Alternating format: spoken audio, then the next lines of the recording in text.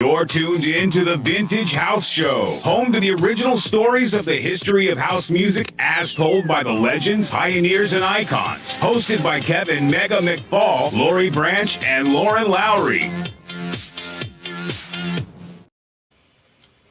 Good day, all of our listeners and viewers, to the Vintage House Show on WNUR 89.3 FM and HD1, and of course, all of our streams, Twitch, YouTube, Facebook Live.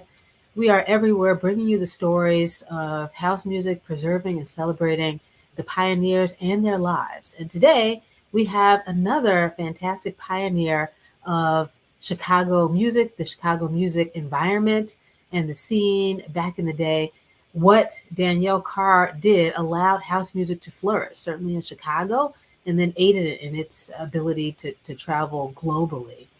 Danielle Carr is the founder of First Friday Chicago, a fantastic event that happened every first Friday in Chicago for over a decade. And we're going to start by saying thank you, Danielle, for joining us on the Vintage House Show. Well, thanks for the invitation, Lauren. It's good to be here. Well, we're going to jump right in, Danielle. So, Danielle, where are you from? I'm originally from Waterloo, Iowa, and ended up in Chicago via University of Michigan Law School, where I graduated from, and started practicing law in the city in 1986. Oh, wait, 89. So we skipped a whole lot there. So you're from Waterloo, Iowa. Tell me, and so you grew up in Waterloo. You were there until you were 18, 17, or how old were you when you left? I was there until I went to law school in 86. Wow. So that was what? How old were you? 21 or so?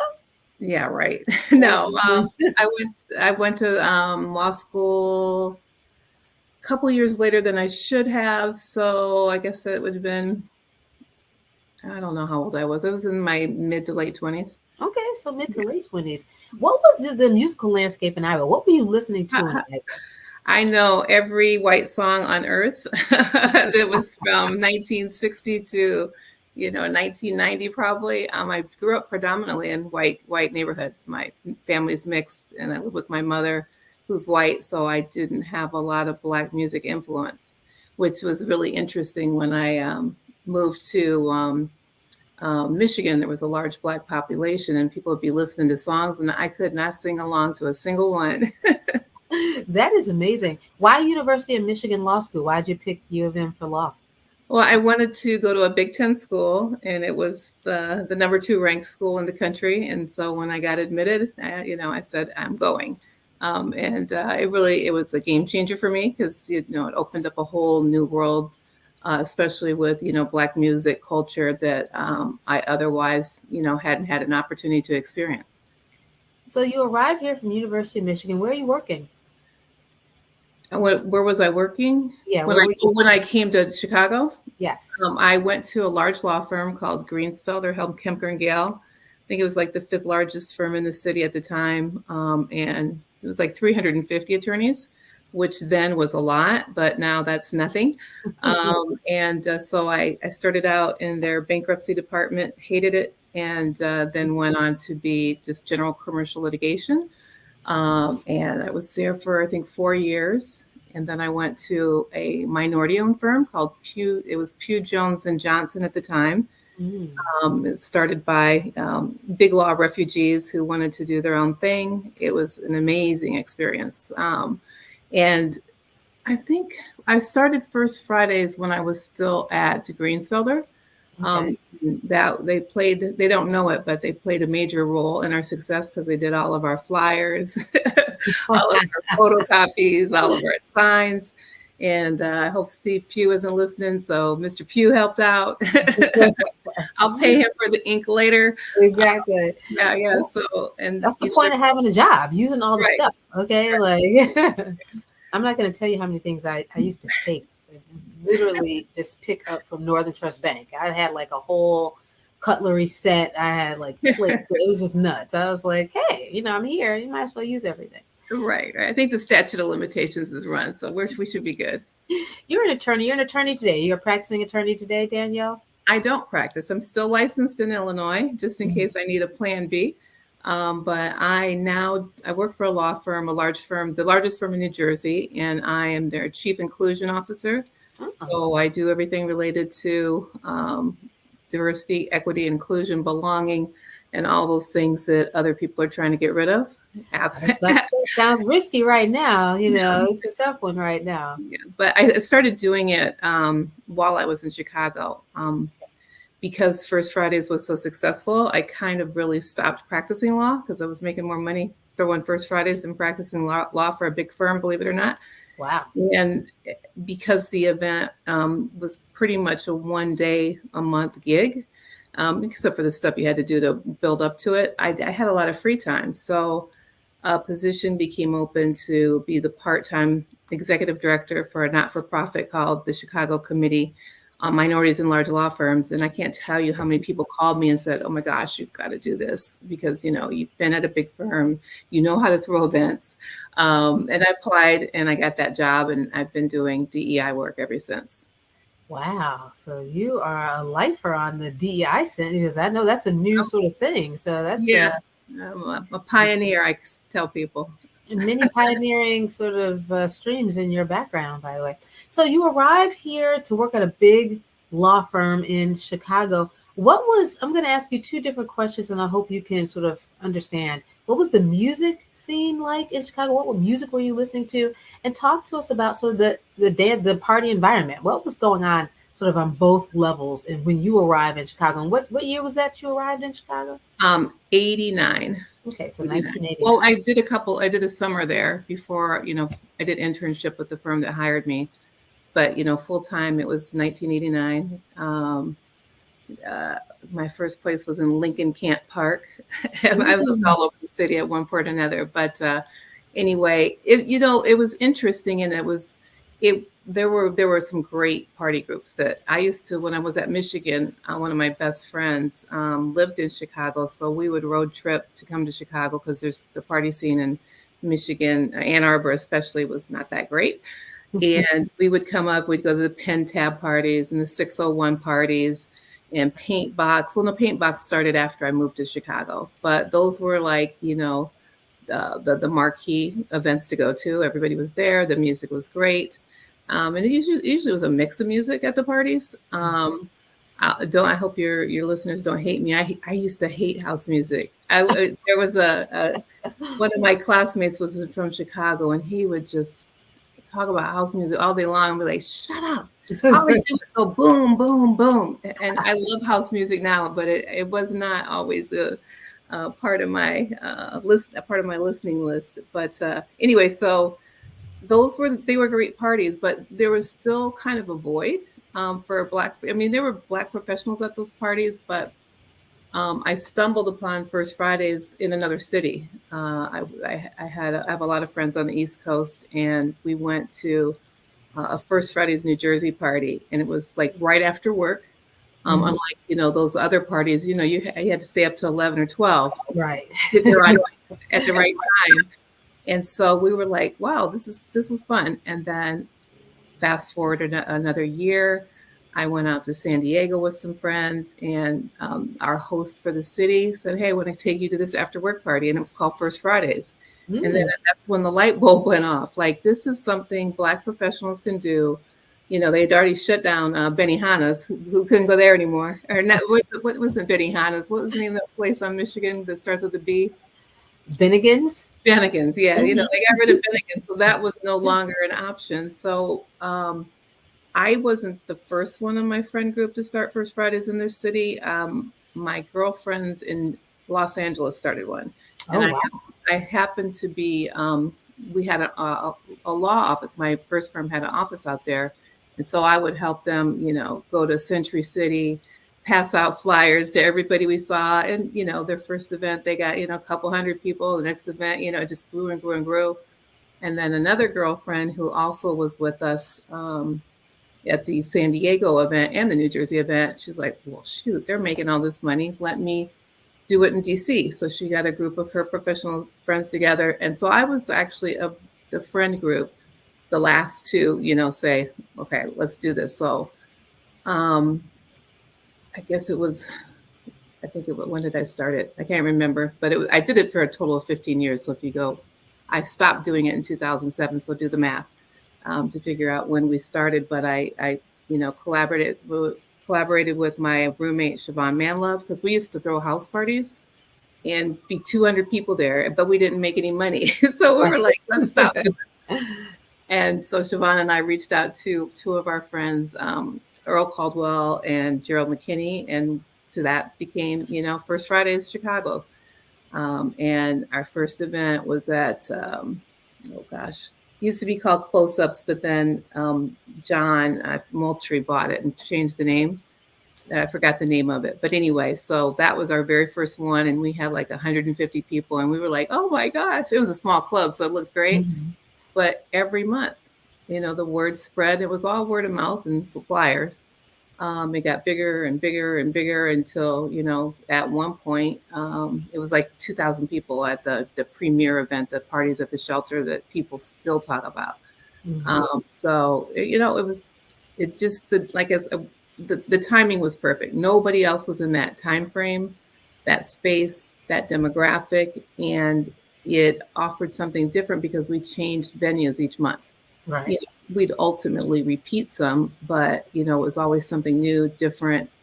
We started featuring businesses, so we added that component. There were a lot of love connections. I know so many people that got married as a result of meeting their significant other at First Fridays. And it was just, a good crowd. I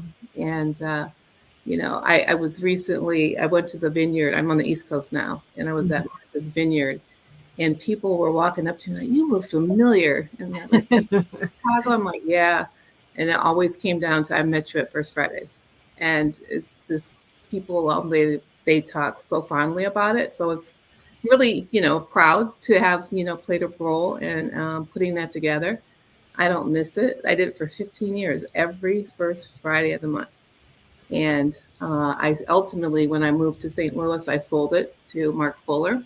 I believe he still does it, which is, makes me very happy that the name lives on. I keep saying I'm going to coordinate a First Fridays cruise reunion because those were also amazing. And those are where I pulled together the First Fridays from all over the country to do a joint. And so we had a ton of fun at those. So, the music, it was always, best DJs. I don't think I ever had a dud. But, Wayne Williams was a staple, Mark Fuller, some other folks. And, I'm bad with names and faces, and it's been a minute. But, some of the people really got their start and, even went over to radio after, playing at First Fridays for a while. So we feature, live music early in the evening. And it still amazes me how little we had to pay them because they were amazing. Like, they could have their own studio recording, but they would come in and do it for virtually free. So thank you, all the folks who did that.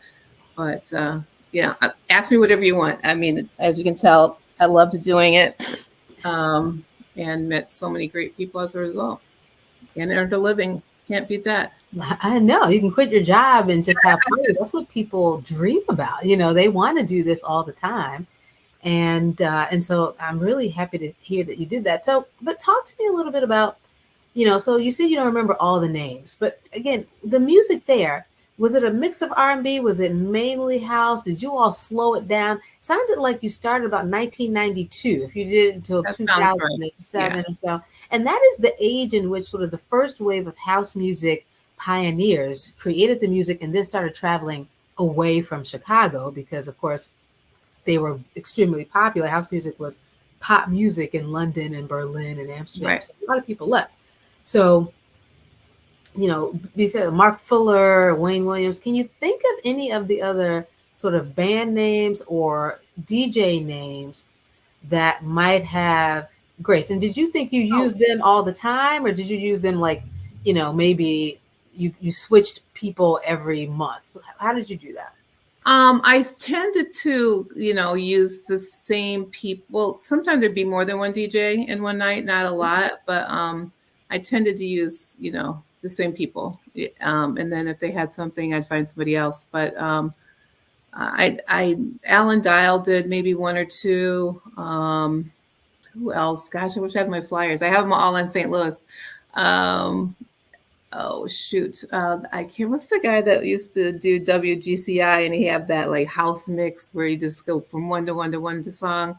He The did Hot it. Mix Five, or I don't know what it was, but Oh, see, I wish I had done my homework, but we had some pretty big names that came through. It wasn't a First Fridays, but I did because of First Fridays. I got to open Little Lewis's club. I coordinated his party.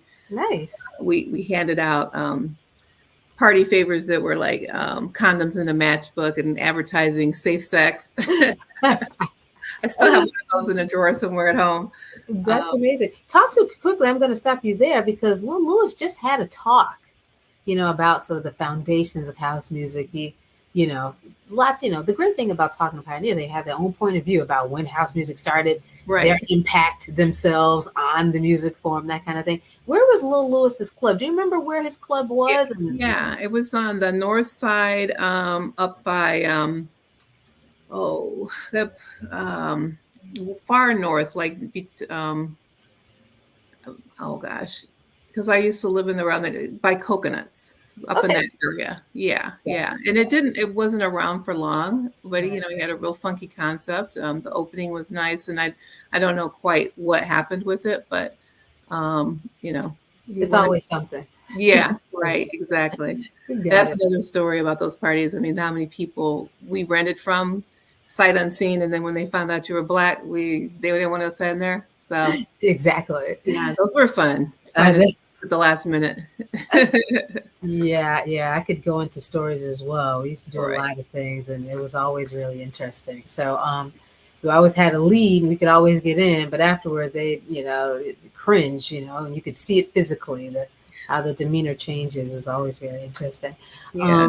So the music was important. Was the music an important part of your events, or do you think absolutely. you could have had that with like punk music, or like was it or just the environment? Because sometimes like I was in a cool place, people could care less about the music, or was the music an important part of your events? The music was critical. Like I said, we actually, there were a few times when the DJ did get off slow and nobody was dancing, and we had to go have a talk because we're like, you killing the party, because people will leave.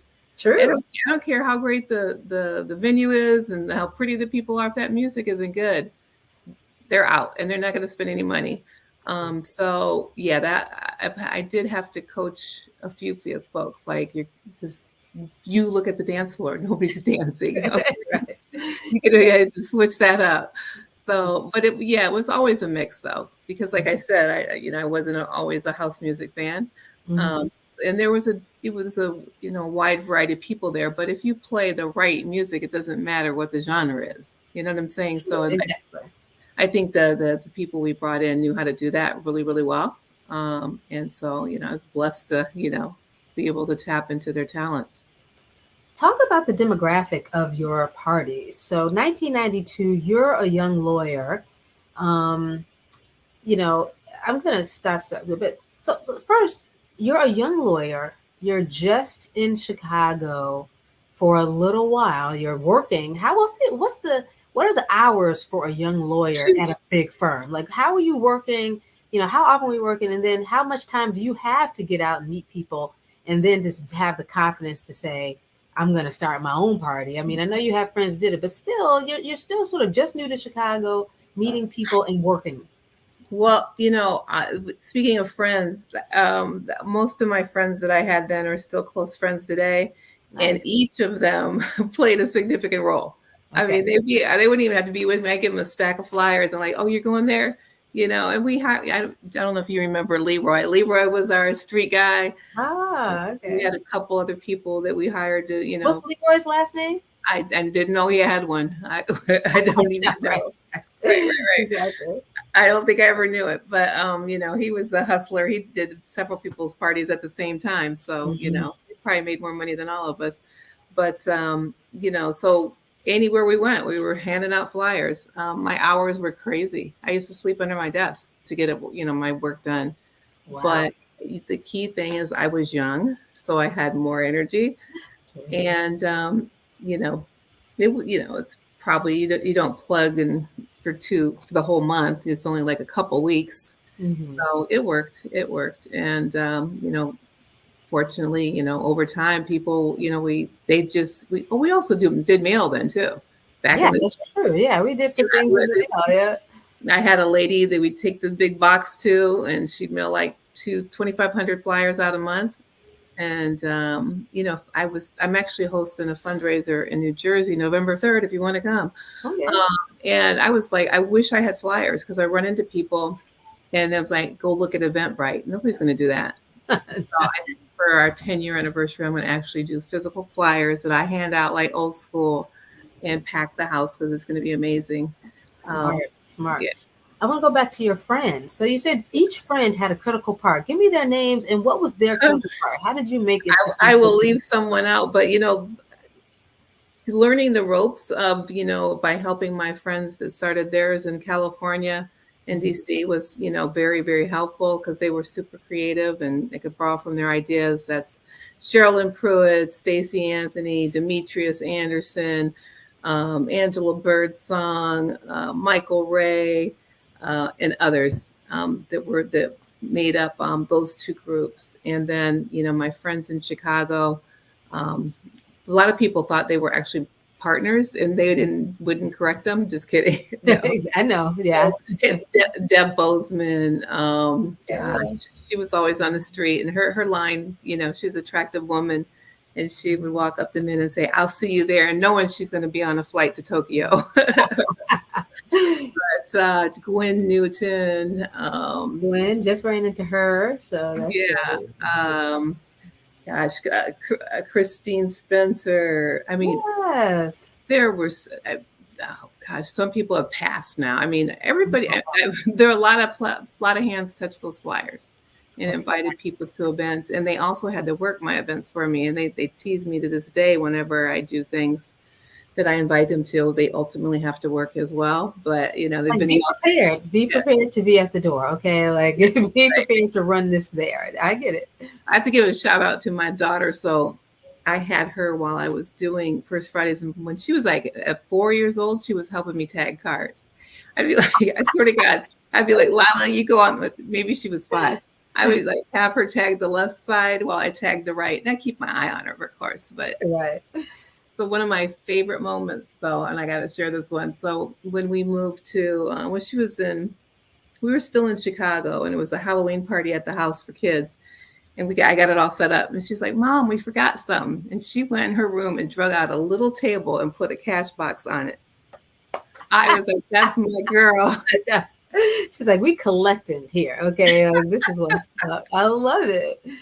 Yeah, you gotta. I love that. Like kids can do work, man. Kids can work and they're having fun. You know what I'm saying? Right. Like put them to work. I think that's great. So talk to me about your partners initially. So you started with Siobhan, Gerald, Earl Caldwell. Tell me again how you met those people and why was it important to bring them in 1992. Well, Earl was a lawyer as well, so I knew him, and super gregarious, just outgoing. Everybody loved Earl, so that was easy. And Siobhan was my roommate and one of my best friends. And So then she was your roommate in law school? No, in Chicago. Okay, so yeah, because we used to do house parties together in our big old house, and then not make any money, but had a good time. So how'd you meet Siobhan? I met Siobhan through Liddell George. She went to school with Liddell. Liddell was also a lawyer. Okay. And so Siobhan took me. No, I met Liddell when he was in law school.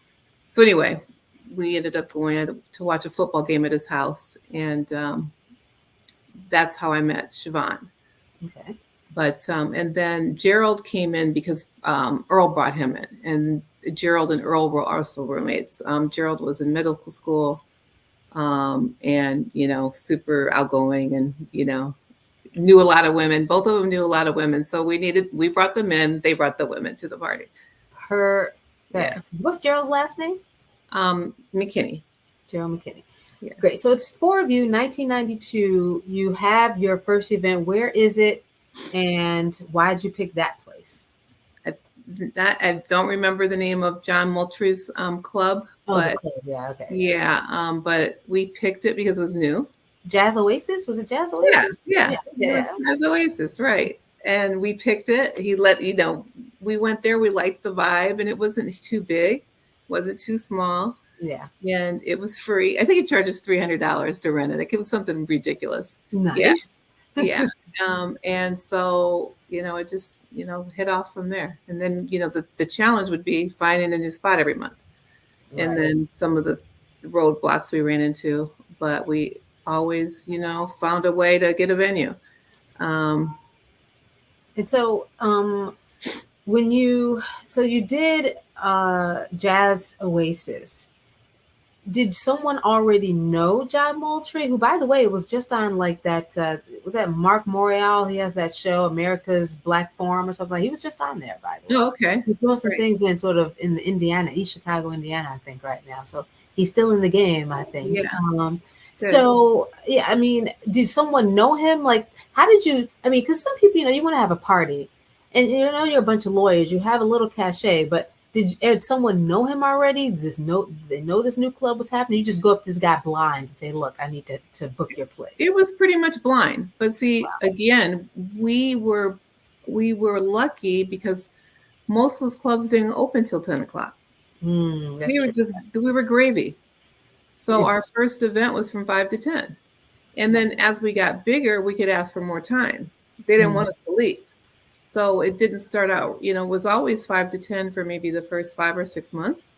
But then, word got around. I mean, there was one promoter business, and I can't remember the name of it, but they owned the shelter. They owned the big place on downtown. Had like what's the name of that? It had like 5 floors and 20 entrances. Oh shoot, House of Blues Limelight. Limelight. Oh yeah, I love the They Limelight. Yeah. They owned a bunch of those big monster clubs, and so we were able to book with them, 5 months in a row and be at a different spot. And they gave us a kickback from the bar, so we're like, cool. Wow. Yes, and they would let us stay all night as well. So, once the bigger you get, the more people want you. So it got easy. But what really changed the dynamic was the place that where the Stampede is was E2. yeah, E2 changed everything because we couldn't overpack anymore. And I'm so grateful that we weren't E2 because we could have been E2 so many times. Yeah. God is good but for, His grace. I mean, that could have been me, in court getting sued. And it wasn't pretty for those folks. So, I know. anyway. It's such a risk. It is a risky business to do these kinds of things. And again, I did that for years as well. And I always thought about that. Like, we always had issues where, either it was too hot in there, it was too cold in there, the people sweating, someone passes out, you're like, what am I going to do? It's always something with that. Right. But, I stopped you in talking about the environment again, the kinds of people, the demographic of the people who were coming to your parties. And what early on, what was the demographic? I'd say late 20s to 80s. No, I'm just kidding. I mean, it varied. I mean, I'll never. We were at E2 one time, and Al Sharpton and Jesse Jackson came through because it was campaign time. Wow. So I mean, we did get a lot of politicians. So they were older than the average demographic, typically, but it varied. And then as we got older, of course, our friends got older. So we started losing some of the late 20s. But that's when I had new partners then too. I didn't always have the same partners. And I brought in Anthony Jones and, A Squared. So I partnered with them because my crowd was getting older and it was starting to, lose a little of the jazz and dynamic. Not that happens when you get older, but, I wanted to make sure that it didn't die out. And so Anthony, I think I probably partnered with them the longest of anybody else I paired with. And they were wonderful. And they brought in a lot of beautiful women, by no doubt, and the hip guys that they were younger, but it was a good synergy between the group that I had and the group that they had, and so it worked. Let's talk about quickly sort of your different partners, the dissolution of partnerships, and how it evolved. And I'm under an NDA. No, Lord. Exactly. Well, what we know is that you had the 4 people, and then it went down to how many people? It went down to two First Fridays. First Fridays and original First Fridays. And Interesting. Some lawsuits and books and all kinds of fun stuff. Books? What books? Did I miss the book? What book was published that I missed? Earl wrote a book after we dissolved. It wasn't immediately after. I don't even know what time. Okay. He wrote it, but he wrote a book. Don't know the name of it. Don't care. Okay.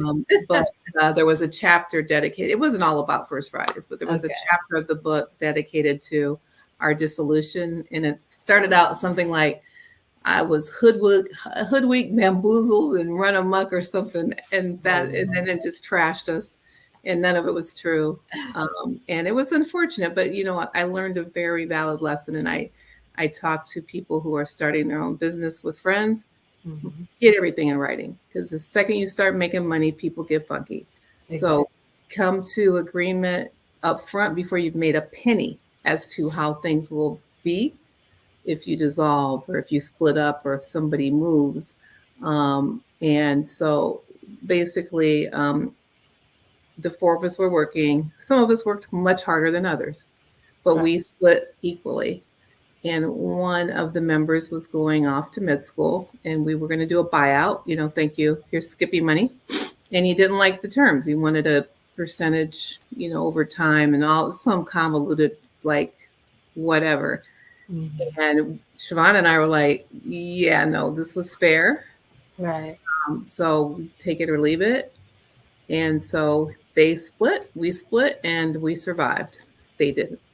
Very good. And so that's the greatest story there. And certainly you're an attorney as well. It's like, and people know this all the time, but when you're with friends, it is a little bit of a tougher situation. I tell people that when they're looking to work with or rent to, or, deal with, friends, it's like, it's always a bad idea. Just keep the friendship to friendship, unless someone's under duress, and you're just going to be okay with the consequences, so I feel like that is a tough one.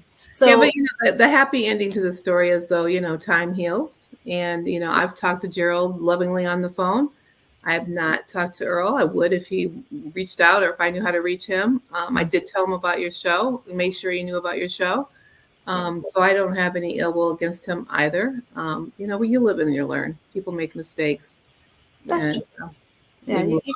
You keep going. Yeah. But it is good to, so the understanding of surviving and continuing to thrive in an environment that is very, doing what you did was actually important to our community. Having that outlet, having a place to go where you're dealing with professionals, you're able to meet people. Like you said, you've got a lot of marriages inside of that, probably business contacts. A lot of deals were probably done inside of that.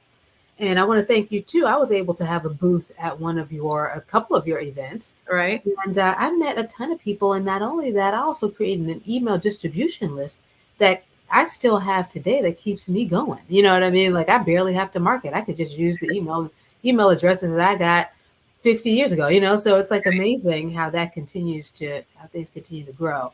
So you got 2 new, and I'm happy to hear that you realize that, the demographic is changing. Mm-hmm. And we need new life into this event, and what we're doing to the continuity is not going to happen if we don't sort of change and evolve. And so, why did you pick those 2 people? How did you find them? How did you meet them? And why do it with them? Well, I used to go to their events to plug their party, and they used to come to my events to plug, my party, and we just got along well, and so it seemed like a natural choice, and they said yes when I invited them, and we worked really well together. I actually, I could have, and what's the Anthony Jones? I'm bad. I told you I'm bad with names. So the one, not Anthony Jones, the other Anthony. We were actually roommates for a minute. That Oh, was that wasn't so much fun. But anyway, no, I'm just kidding. Anthony, no, he was great. And then I rented a house from Anthony Jones. That was the last place I lived before I left Chicago. So I mean, great brothers. Worked hard. They could bring in even DJs I'd even not even heard of that were amazing, and so it was a really good synergy.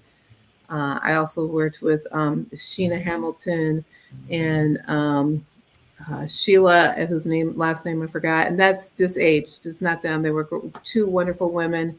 Then Sheila moved up.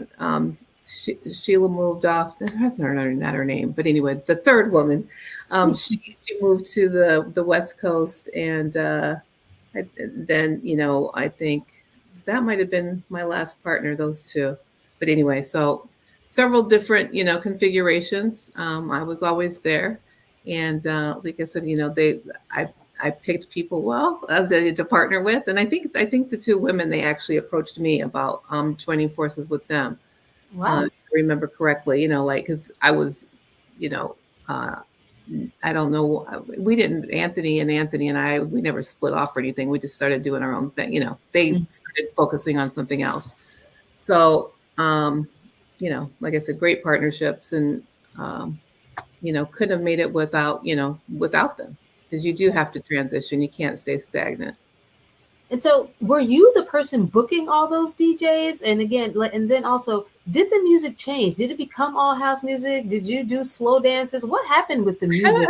I don't know. There wasn't a lot of slow dancing. Right. We might slow the music down at the end of the night, get people out. Right. But it never was all house. Never was. It was always a mix of different genres. We had a lot of live entertainment, because the record companies would expose their artists at our events and hand out their CDs and stuff. And that could be anywhere from jazz to and Anthony Hamilton to a lot of different people came through, and we didn't have to pay for them. They brought them to us for free. Talk about your first interaction with the record companies. What around what time was that? Early, middle, late, when all of a sudden record companies say, "Hey, we want to use this great event to pub our." I'd say it was probably about year 3 of the 15. Wow. Relatively early, and then the liquor spot. We didn't solicit the liquor sponsors; they came to us. So we had, Budweiser was a big staple, and we have the great giveaways. Plus, they gave us money every month. Tanqueray. I ultimately became part of a group who started First Fridays United. Okay. That was Siobhan and I. In that, the other two weren't involved, and so the DC, California, and Chicago folks pulled together about 22 other First Fridays, and we formed First Fridays United, and then we brought in big sponsors, like lots of money, and we split it up, amongst everybody, and free drinks and liquor and giveaways from those sponsors. Budweiser was one, Brown and Foreman, Tanqueray.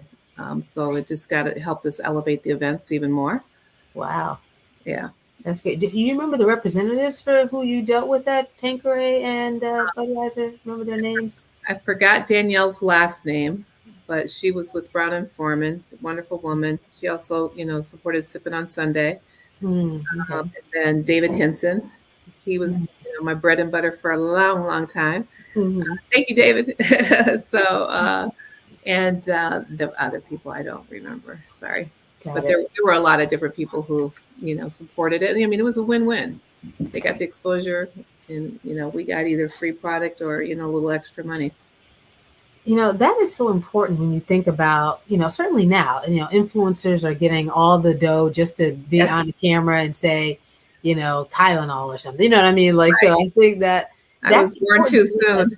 Yeah, that you were an influencer, and that's exactly what you're doing. Just a different ball game, a little harder work as I see it, planning and putting together events and having it go throughout the city and things like that. So I know that you sold it. What prompted you to sell, and how long did you stay in Chicago after that? I I was the month after I left Chicago was the first month that Mark hosted the next First Fridays. Hmm. It was October of 2007 was his first month, and I'll never forget. After doing the event for 15 years, the first Friday of every month, rain or shine, I got a phone call, and somebody every month people didn't get their flyer, didn't read their email or whatever. Where's First Friday? So I get this phone call, October 6th or 7th, it might have been the actual day, and they said, "Where's First Friday?" They said, "Where's the party?" And I said, "What party? I have forgot." I was like, "That's a shame." That's how quickly I turned it out. So maybe it was a way to protect my heart from hurt or whatever. But I That's life, immediately, man. That's life. Things change just like that. You're like, oh, I yeah. forgot all about it. It happens. It Then happens. I switched to Jack and Jill kitty party throwing. Switch gears. Another, another category, another, Right. sort of things. That's what happens, man, with life, with your life. So that's great. So you sold it, and then where'd you move? I moved to St. Louis, Missouri. Was there a reason why St. Louis? A new job or family, It's- or what's going on? It was a new job, Mhm. and great opportunity. I became the first person to do DEI work for a law firm in St. Louis. Okay. And so I got another innovative thing, I guess, and Mhm. so did a lot of things there. Did also involved event planning. Like for 10 years, I hosted a job fair for students of color, and as soon as I left, it died, unfortunately. Yeah. But you know, the skill set that I learned from First Fridays has paid off in dividends. This year, I'm the co-chair for my Links chapter annual fundraiser. Telling Okay. you, November 3rd, come to New Jersey. It's actually the best event I've ever thrown. I did it. I was the tri-chair last year. Okay. Put it this way, I had my daughter was there. She was 23 or 4 at the time, and then I invited some family friends that were in their 80s. Both of them said, "This is the best party I've ever been to." So, Wow. Well, you know what you're doing. I mean, there's no, there I'm a should great be no co-chair surprise. too. The co-chairs have been doing it longer than me. We've got a formula, and it's just it's fun. And we raise a lot of money, and it's not boring. What more can you ask for? Well, you just, because I'm not one of those people that goes to those things. I'm like, yeah, I'm not doing any link stuff or any sorority stuff or anything. Like, I've done it, it's been done. So Right, you're right. telling me this was super special. I believe you. I mean, sometimes you want an elevated sort of experience. Sometimes you get the same thing. And, Hmm. Yeah. that's an interesting thing. The key So, is not to talk a lot. right. Exactly. Let the music play, kick it. Right. We got to stop it for all these, announcements and thank yous. Let's just keep it going. Let's have fun. So Yeah, I last year we actually started there's a big reception and then you go in for dinner. We had music dancing before the dinner. People loved it. nice. And then we had Yes. dancing after the dinner. Get people going. Get Yeah. people going. I mean, when you come in, it should be fun. I believe that across the board. But luckily, I'm retired from my party planning days. But I am critical of other events. You're like, I'm bored already, and it's a lot of chicks, so it's just not my style. So I'm always like, I need more than that. But Yeah. so that's really cool, though, Danielle, to see that what you birthed is still something that you enjoy doing today, and you're still doing it at a high level. So I think that's really great. I'm going to go back just a little bit. You were going to 601 parties, pentab parties, and you felt really comfortable given the partnership that you had, that you could really sort of see this still, there's still room for things to do in Mhm. Chicago. Talk to me just quickly about how you feel about how Chicago's party environment changed from 1992 until you left. That's 15 years. A lot of things happen in Chicago politically. It's harder to do things sometimes. Maybe not for you, but you see events and people come and go. There was no more Pentab or 601, by the time you were probably at year 10. How did you see the landscape of Chicago, parties and, party environments change? Well, a lot more. I think a lot of newer people, started. There was so many different promoters. They started getting a little crowded, but they weren't really after the demographic that we were after. So that was helpful. Um, and yeah, I don't know. I would just say it definitely got more crowded. And finding venues that would let you in, it continued to be, it seemed like it got to be more and more challenging, because of E2 and the restrictions, because you have to, almost all of the places we went, we had a bar guarantee. And if you can let 200 people less in than you had, I had to pay a couple bars a few times. I would call people in off the street, come get a drink because I'm paying for it. I got to pay for it. Exactly. Get in here. I'm not giving them money. But that didn't happen very often. But a few times it did. I lost a ton of money at this one place. It was a fundraiser for the National Black Journalists Convention. Thought we were gonna, all these journalists plugging the party. We're gonna have 3,000 people in here. Yeah. The day of the party, it rained harder than I've ever seen it in life in Chicago. Yeah, I had to borrow money from Tim Brown to pay off the tab. Oh, I'm he gonna give fronted, to Tim Brown. Tim Brown passed. yes, Love Tim Brown. He fronted me because I had to pay the bar minimum up front, so he fronted me the money. And I remember calling Tim on the phone. I was like, I got news for you. So he set up a payment plan for me, and I paid him off before he passed. But he didn't give me a hard time about it. But a deal's a deal. So I took care of my debt. But I was just like, oh, this isn't happening. And that's the thing, people don't realize it is risky. I mean, you're saying like all the positives. At some point, we've got sponsors, we're getting deals, we're giving people free this or that, sponsors, that kind of thing. But it's not always easy. Talk to us a little bit again. I mean, and again, it's great to have partners who will bring in people. But, and again, if you have a great demographic, then you're not going to have fighting and things like that. But talk to us about, like, again, the difficulties of planning something like that, certainly for 15 years. And, some of the challenges to, dealing with management, dealing with staff, dealing with your own team. You know what I mean?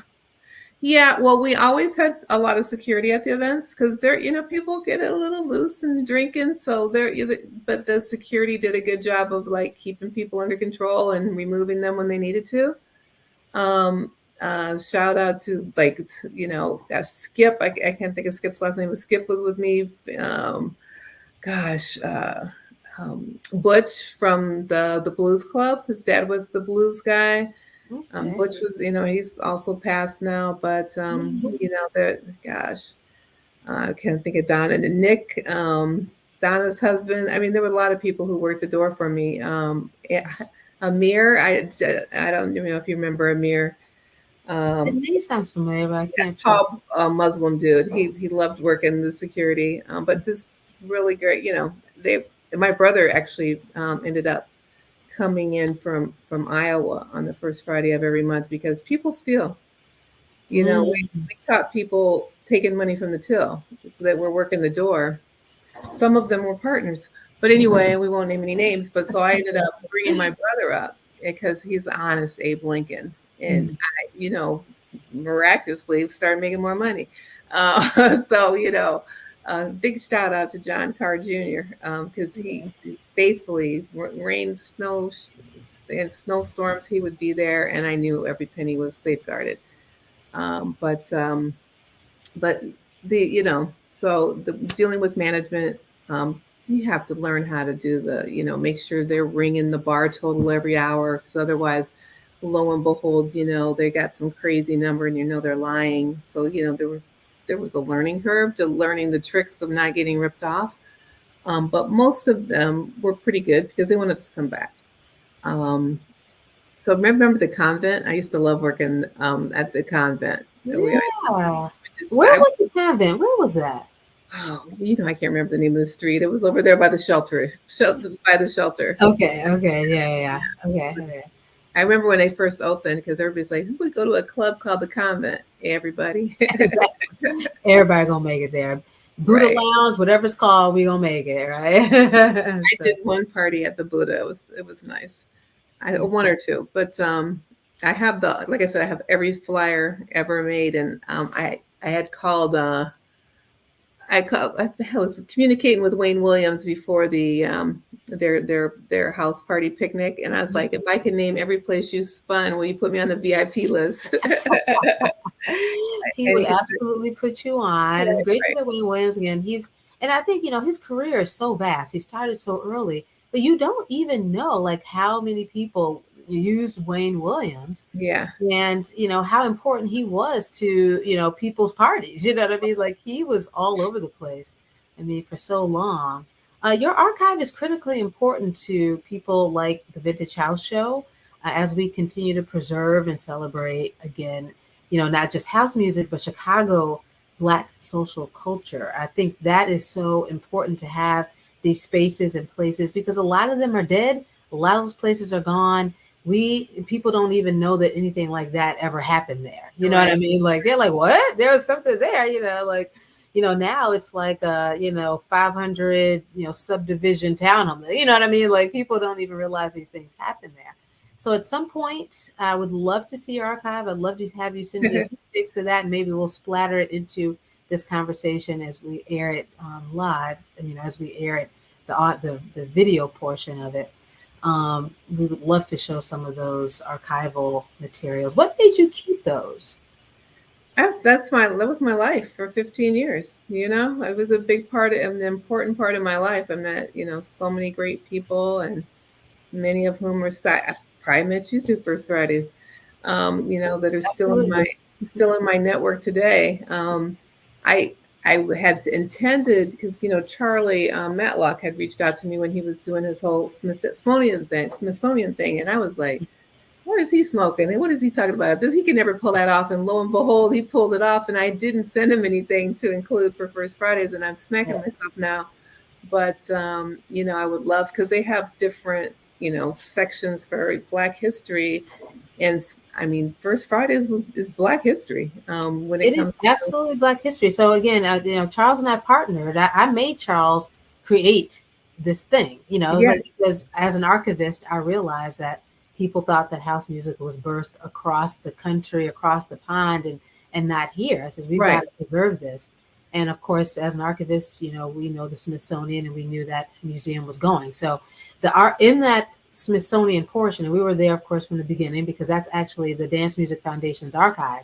Of course, Hmm. Charles put his name on it, but so it is actually the Dance Music Foundation's archive, those cassettes that are in that exhibit that's there. We have an Right. exhibit right now with my group at the Vintage House Show celebrating 40 years of house music at Navy Pier, and it'll be there Okay. until mid-December. And we Okay. highlight a lot of those pioneers, from Frankie Knuckles to Ron Hardy to the gentleman who created the No, wall. I had Ron and Frankie at my thing.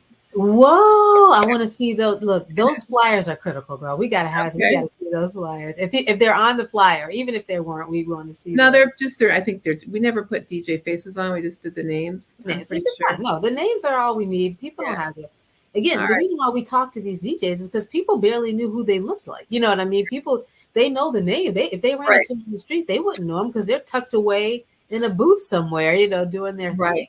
And Right. they have points of view as well, and their music sometimes would share what their point of view was, but you wouldn't even know you were being fed a point of view because no one talked to the DJs. Right. So that's why we do this. So yeah, we really thank you so much, Danielle, for sharing your story with the Vintage House Show, and we really want to get you in person and really, maybe go through the archive and talk about a couple of those events and talk about what are, some of the highlights and some of the lowlights. I mean, those things are important to both to note one way or the other. Yeah. So, I'll tell you about the time Siobhan and I left the money in the kitchen at the club, and oh, she thought I had the money. I thought she had the money, and we got to the house. We were like, and it was a huge event. oh my It God. was a July event actually, and that was the 4th of July weekend, so it was huge. And I'll never forget the look on our faces. We ran back, and it was all still there. Yes, thank God, Oh right? my God, we were like, "Ooh, never again." But anyway, yeah, I've, we I've had some I've had some partners steal and some crazy things like that happen myself, but it is a good learning. So you do that early on in your life, you know what not to do again. So I think it works out. Yeah, I want to hear more, Danielle. I definitely do, but in person and with archives. so we can do both and really talk about some of these things and bring in those people who were impacted by your work. Okay. I'm sure, like you said, there's some, We I can met have all you. my partners in the one room. We could have a kumbaya. Exactly. Well, we had, Gerald and Earl in one, but he was Oh, also they both talking. made it. Good. They Good. both made it, and no, you're right. I think it was just Earl, but we also had the 601 folks at that event, and a pin tab guy, I think, at there. So it was like a bunch of people at those Yeah. things. But we need we need a reunion just with you all. Okay. We could just do all the different variations of partnerships and their experiences and their archive as well. I'm so happy you kept, all those flyers, because some people do not. Again, things happen, they flood. I put them somewhere, they disappeared. I moved, I forgot that. Right. So that's how we lose history. That's why people don't value history sometimes. They don't know it because we can't prove things. So I have all my photos too. Boxes and boxes and oh boxes. my God. We Yeah. have to go through that. So they're in St. Louis. Yeah, they're in St. Louis. Oh man. So we Right. have to do a pilgrimage. I'm gonna drive down to St. Louis. We're gonna come down Okay. and we're gonna look through it and sort of talk about some of those and record it. So that would be great.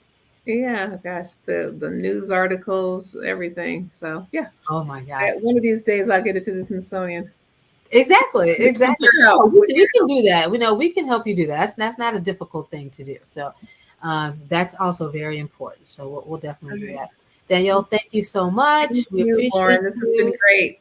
And thank you again for joining us on the Vintage House Show on WNUR 89.3 FM and all of our streaming partners. And thanks and have a great night. All right. Good night, Lauren. Thanks for listening to the Vintage House Show podcast. Please subscribe and share, and check us out live, WNUR 89.3 FM, Wednesdays at 10 o'clock.